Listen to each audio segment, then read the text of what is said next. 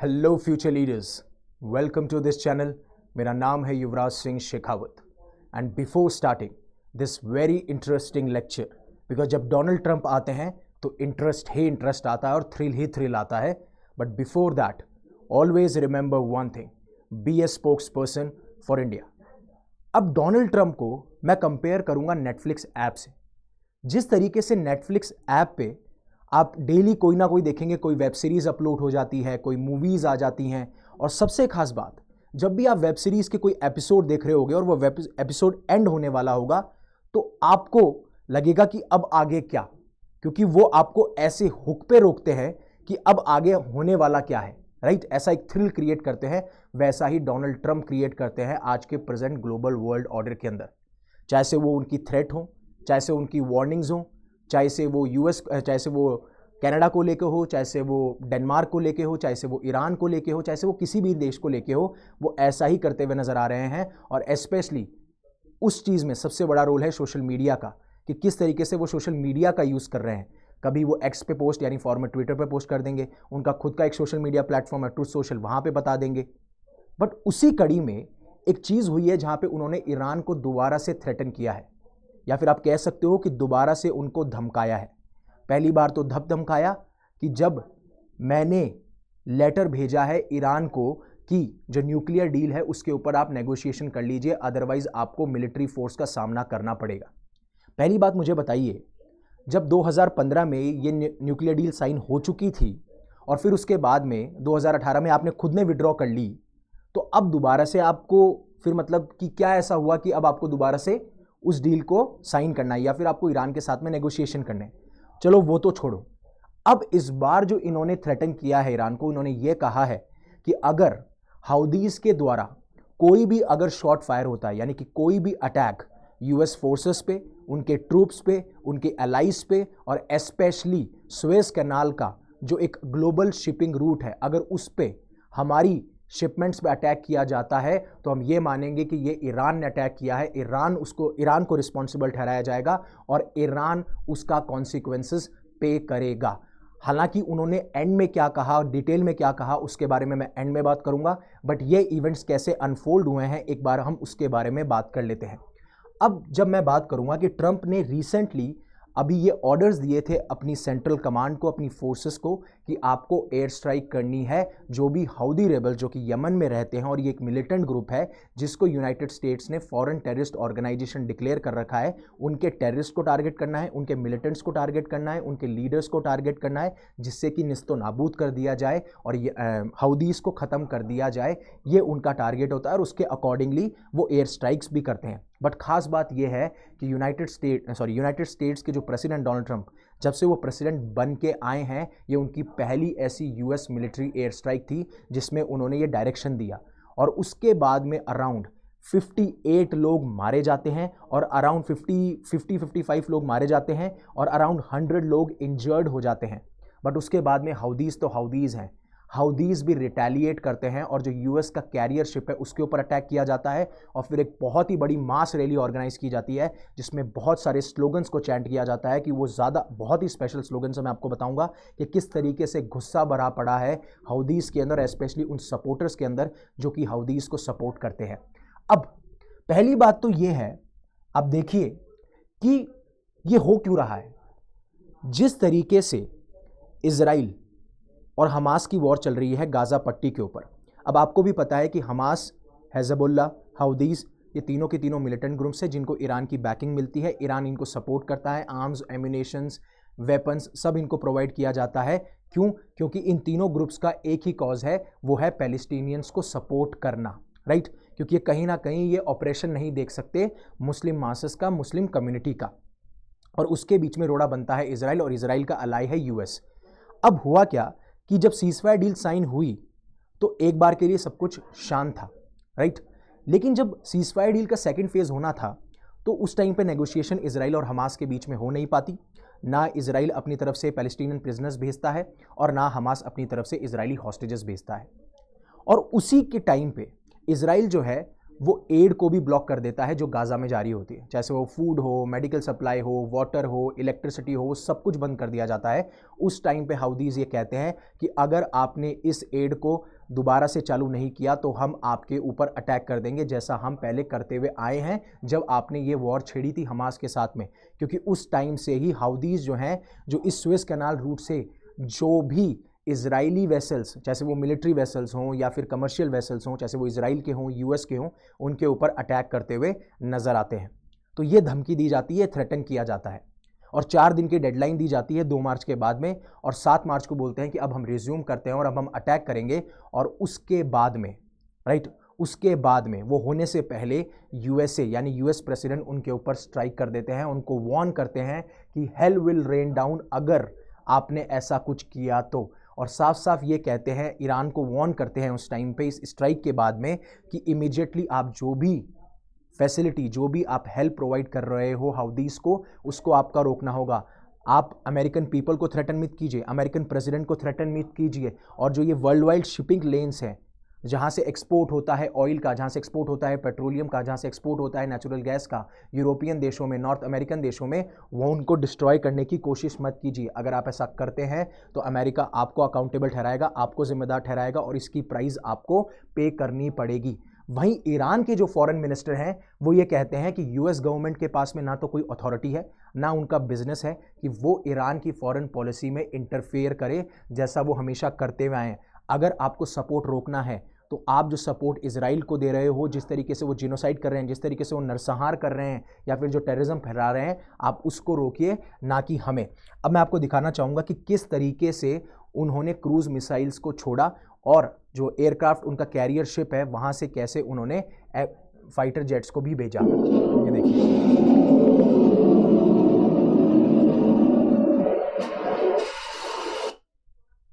और इस तरीके से वो अटैक करते हुए नजर आते हैं जहां जहां पे भी यमन के बेसिस थे।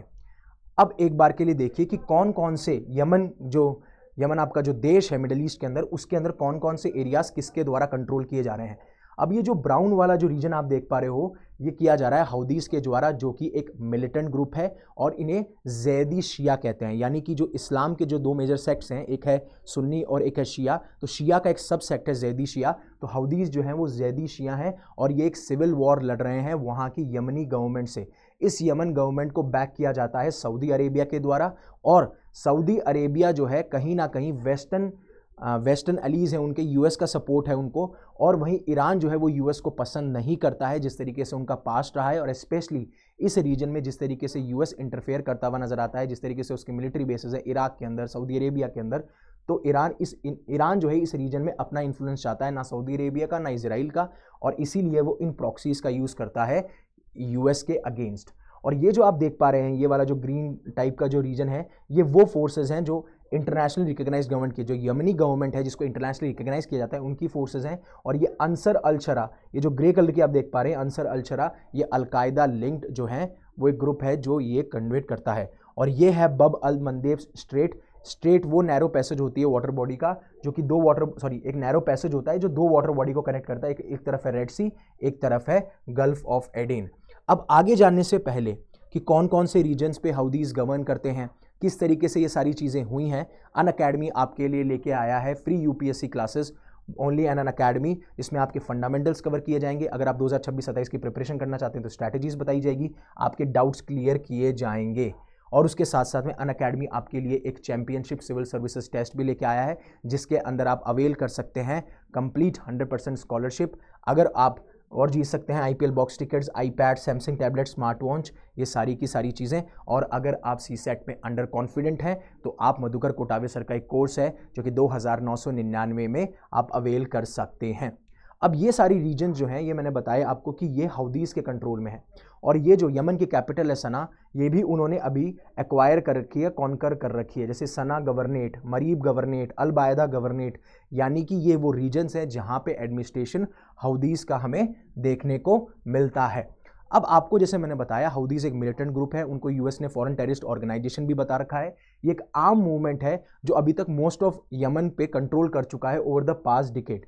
अब होता क्या है कि ये काफ़ी टाइम से, जब से ये इजराइल हमास की वॉर चालू हुई है, तब से ये शिप्स पे अटैक करते हुए हैं, specially UK, specially Israel, specially US की जो भी मिलिट्री वेसल्स हैं, कमर्शियल वेसल्स हैं, उन पे अटैक करते हुए आए हैं। और इसी वजह से जो ट्रेड है, जो मतलब जो कंपनीज इस ट्रेड में इन्वॉल्व थी, उनको अब ये रूट ना लेके दूसरा अल्टरनेटिव रूट लेना पड़ रहा है, जो कि उनके लिए एक्सपेंसिव है और साथ साथ में टाइम भी बहुत ज़्यादा लग रहा है। और ये कहते हुए नजर आते हैं, जो भी हम अटैक कर रहे हैं ये हम सपोर्ट दिखाते हुए नजर आ रहे हैं पैलेस्टीनियंस की तरफ। और हाउदीज बताया कि उन्होंने यूएस वॉरशिप पे अटैक किया है 174 साइज, और कमर्शियल वेसल्स की बात करें तो दे हैव अटैक्ड 145 टाइम्स। अब एक चीज़ समझिए, ये जो बब अल मंदेब स्ट्रेट है, ये जो आप देख पा रहे हो कि ये बब अल मंदेब स्ट्रेट रेड सी और गल्फ ऑफ एडन को जोड़ी है, और फिर उसके बाद में ये स्विस कैनाल और सुमेत पाइपलाइन है, जहां से एक्सपोर्ट किया जाता है ऑयल का, नेचुरल गैस का, कौन से नेशंस में, यूरोपियन नेशंस और अमेरिकन नेशंस में। अब जब यहाँ पे खतरा है कि यमन के जो हाउदीज हैं वो इन वेसल्स पे अटैक कर देंगे, तो पहली बात तो ये है कि जो ऑयल की रिक्वायरमेंट है, जो गैस की रिक्वायरमेंट है, यानी कि जो एनर्जी सिक्योरिटी है, वो खतरे में आ जाती है। और इसी वजह से जो यूएस है वो मना कर रहा है कि अगर ऐसा आपने किया तो उसके बाद में हम ईरान को रिस्पॉन्सिबल ठहराएंगे। अब इशू क्या है? अब दूसरा अल्टरनेटिव रूट ले लो। देखिए, जब किसी को यहाँ से, ये स्ट्रेट ऑफ मलक्का है, ये भी एक चोक पॉइंट है, और ये आपका जो ये वाला बबल मंदेब स्ट्रेट है, ये भी आपका एक चोक पॉइंट है। चोक पॉइंट मतलब कि एक नैरो पैसेज मान लीजिए, या फिर एक सकड़ी चैनल मान लीजिए, जहाँ पे अगर कुछ भी ऐसा होता है तो ईजिली ये चोक हो जाएंगे और जो ये ट्रेड होती है वो पॉसिबल नहीं हो पाएगी। अब इस तरीके से जाते हैं तो आपको कम टाइम लगता है, और जब आप यहाँ केप ऑफ गुड होप से जाएंगे तो आपको ज़्यादा टाइम लगता है। तो ट्रांजिट में भी टाइम ज़्यादा लगता है, एक्सपेंसिव भी चीज़ें हो जाती हैं, और ये फीजिएबल भी नहीं है, क्योंकि जो स्विस कैनाल से ट्रेड होता है, वर्ल्ड में जितनी भी ग्लोबल ट्रेड हो रही है उसका 12% जो है वो आपको यहाँ से देखने को मिलता है। सेम चीज़ यहाँ पे दर्शाई गई है जो मैं आपको बताने को चाह रहा हूँ। अब जब हाउदी रेबल्स दोबारा से रिटेलिएट करते हैं और यूएस की जो एयरक्राफ्ट कैरियर शिप है उस पर जब अटैक किया जाता है, तो ट्रंप कहते हैं कि मैं ईरान यानी तेहरान को रिस्पॉन्सिबल ठहराऊंगा, जिस तरीके से इस ग्रुप ने यूएस शिप्स को टारगेट किया है। और अब यूएस प्रेसिडेंट ये शपथ लेते हैं कि ईरान को इसके कॉन्सिक्वेंसेस देखने ही पड़ेंगे। अब उसके बाद में साथ साथ में जब ये अटैक किया जाता है यूएस के द्वारा इनके ऊपर, तो उस टाइम पे ये बहुत ही बड़ी टेंस ऑफ थाउजेंड्स में जो ये लोग हैं ये सपोर्ट में आते हैं हाउदीज के, और वहाँ पे नारे लगाते हैं death to America, death to Israel, ये सारी चीज़ें वो कहते हुए नज़र आते हैं। अब आप एक चीज़ देख सकते हो कि ये जो सारे लोग थे, जो डिमॉन्स्ट्रेटर्स थे, वो कहीं ना कहीं जो असॉल्ट राइफल्स है उसको हवा में वेव कर रहे थे, हिला रहे थे, फिर डैगर्स यानी कि चाकू ले रखे थे और चैंट कर रहे थे death to America, death to Israel. और ये सारे क्राउड जो हैं जहां और उसके बाद में जो हाउदी के जो लीडर हैं अल हाउदी, वो ये कहते हुए नजर आते हैं कि चाहे से वो बाइडेन हो, चाहे से वो ट्रंप हो, वो कुछ भी हो, वो हमें रोक नहीं सकते। मैं आपको इसकी फुटेज दिखाना चाहूंगा।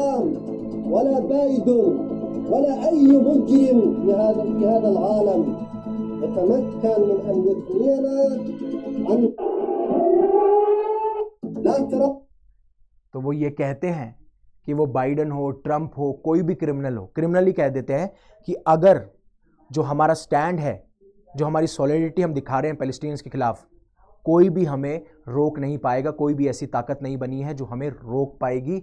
अब जो रिसेंटली उन्होंने बोला है डोनाल्ड जे ट्रंप में कि आप किसी को पागल नहीं बना सकते, आप किसी को बेवकूफ़ नहीं बना सकते। जो भी हंड्रेड्स ऑफ अटैक्स हाउदीज के द्वारा किए जा रहे हैं, और मोस्टली ये यमनी पीपल इनको हेट करते हैं, और ये क्रिएट किया गया है, बनाया गया है ईरान के द्वारा। अगर ऐसा कोई भी अटैक हमें फ्यूचर में हाउदीज के द्वारा देखने को मिलता है तो ईरान उसके लिए रिस्पॉन्सिबल होगा। और जब एक बार हम अटैक करने पे आए तो कोई भी ऐसी फोर्स नहीं होगी जो आपको बचा पाए और इस चीज़ को रोक पाए। और जिस तरीके से ईरान एक इनोसेंट विक्टिम का कार्ड खेलते हुए नजर आता है कि भाई हम तो इसके अंदर इन्वॉल्व ही नहीं है, हम तो ऐसा कुछ कर ही नहीं है, बट साफ साफ मीडिया को, साफ साफ सबको पता है कि कौन हाउदीज को बैक कर रहा है, कौन हाउदीज को डिक्टेट कर रहा है कि उनका क्या क्या मूव होना चाहिए, कौन से वेपन सप्लाई किए जा रहे हैं, मनी कौन दिया जा रहा है, even highly sophisticated military equipment भी दिए जा रहे हैं, इंटेलिजेंस भी दी जा रही है। लेकिन इस बार ये कहता हूं कि अगर एक भी शॉट फायर्ड हुआ, एवरी शॉट, कोई भी शॉट फायर्ड होता है हाउदीज के द्वारा तो ये सीधा का सीधा इशारा होगा ईरान की तरफ और ईरान उसके लिए जिम्मेदार होगा और जो भी चीज़ें होंगी उसके लिए ईरान अकाउंटेबल होगा, ना कि हम। और ये चीज़ वो कहते हुए नज़र आते हैं। तो ये रीसेंट अपडेट है जहाँ पे दोबारा से यूएस ने ईरान को थ्रेटन किया है और ईरान जो है वो भी अपने स्टैंड पे खड़ा है। और उन्होंने पहले भी कहा था, जब न्यूक्लियर डील के नेगोशिएशन के बारे में बात करी तो उन्होंने ये कहा कि whatever the hell do you want to do, you do it, we don't care about it, we are not going to bow down in front of you, we are going to fight it. तो ये देखना बहुत challenging होगा कि किस तरीके से situations unfold होती है। बट मुझे जितना लगता है और जो मेरा प्रेडिक्शन है, जितना मैं पैटर्न्स को डिकोड कर सकता हूँ, आप कितनी ही धमकी दे लीजिए, Houthis are gonna attack again. अब वो कहाँ अटैक करते हैं वो तो देखना पड़ेगा, क्योंकि जिस तरीके से हाउदीज़ ने एयर स्ट्राइक्स की थी इजराइल के ऊपर भी, जब इजराइल हमास का वॉर चल रहा था, जैसे हिजबुल्लाह करता हुआ नजर आ रहा था, वैसे ही अनअकैडमी आपके लिए लेके आया है GS+CSAT का आपके लिए कोर्स, जो कि आप अवेल कर सकते हो। और अगर आप प्रीलिम्स क्वालिफाई करते हो तो मेंस का जो कोर्स है वो आपको फ्री ऑफ कॉस्ट मिलेगा। सो अगेन आपको समझ में आ गया होगा कि किस तरीके से अपडेट्स जो हैं वो डेवलप होके आई हैं, और आपको मैंने पिछले 1-2 हफ्ते में क्या हुआ है उसके बारे में भी मैंने अपडेट दे दी है। अगर आपको अच्छा लगा तो प्लीज़ लाइक कीजिए, शेयर कीजिए, सब्सक्राइब कीजिए, और thank you very much for giving me a precious time. Stay safe, stay happy, शब खैर।